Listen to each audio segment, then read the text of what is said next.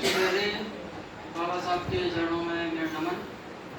मैं मोहन कुमार LLB तृतीय वर्ष का छात्र हूँ और जैसे कि हम सभी यहाँ उपस्थित हुए हैं, कल 14 अप्रैल है और बाबा साहब की जयंती हर वर्ष बड़े उल्लास के साथ मनाई जाती है। और कल सामूहिक अवकाश के कारण आज हम इस प्रतियोगिता और भाषण प्रतियोगिता का जो यहाँ कार्यक्रम चल रहा है आज हो रहा है। तो बाबा साहब के बारे में कुछ शब्द कहना चाहता हूँ, उसमें जो गलतियाँ हो क्षमा करें। बाबा साहब का जन्म 14 अप्रैल 1891 एक बहुत गरीब परिवार में हुआ था। महू एक बहुत छोटा सा मध्य प्रदेश का गांव है, वहाँ हुआ था और उनकी आर्थिक परिस्थिति बहुत खराब हुई। उनकी जो पढ़ाई लिखाई थी बहुत ही गरीब परिस्थिति में हुई और जो कि उनको पढ़ने का भी दायित्व नहीं दिया जाता था। यहाँ तक कि छुआछूत उस टाइम इतना बड़ा हुआ था कि उनको स्कूल में अंदर बैठने के लिए भी नहीं दिया गया। उनसे कहा जाता था कि तुम स्कूल के बाहर पढ़ो और किसी के संगत में नहीं बैठो।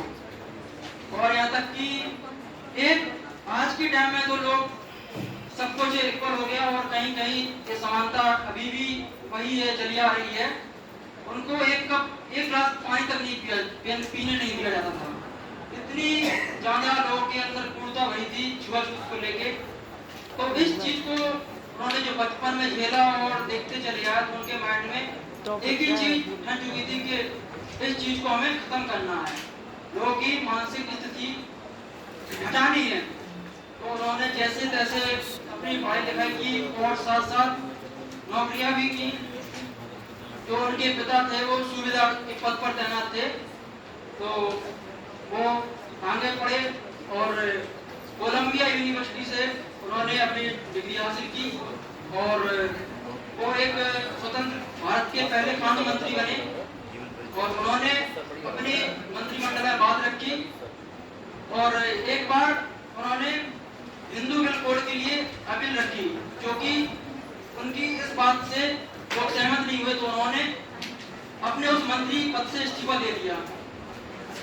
उन्होंने यह निश्चित किया कि हम अपने दलित और पिछड़े वर्ग समाज के लिए संघर्ष करेंगे और इन सभी को इस दलदल से निकालेंगे।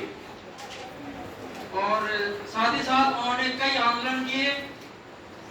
इसके बाद एक बड़ोदरा की बात है, जब वहाँ उन्होंने एक किराए के लिए कमरा लिया रहने के लिए, तो उन्होंने अपनी जाति नहीं बताई कि हम किस जाति से हैं। तो मकान मालिक को तो पता हो गया कि किस जाति से हैं ये। तो आसपास के लोगों को धीरे धीरे भनक हुई, ये अछूत मतलब समाज से है और ये एक पंडित जाति के घर में रह रहा है। लोगों में कहासुनी हुई कि तुम इस व्यक्ति को अपने यहाँ पे जगह दे दिए हो, तो तुम यहाँ से निकल जाओ, यहाँ तुम इसको नहीं रख सकते हो। वडोदरा में वो नौकरी करते थे।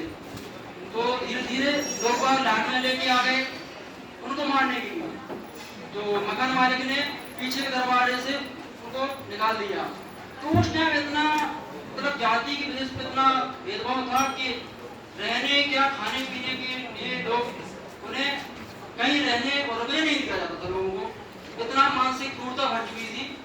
तो उन्होंने कई कठिन परिस्थिति से जूझे और इन सबसे निकलते हुए जब एक सबसे बड़ा अपने विश्व का सबसे बड़ा लिखित संविधान जो कि बाबा साहब के हाथ अनुसार लिखा गया और जिसका डिजाइन तैयार किया था राम बिहारी राजवाड़ा ने और बहुत अच्छा लिखित संविधान बनाया।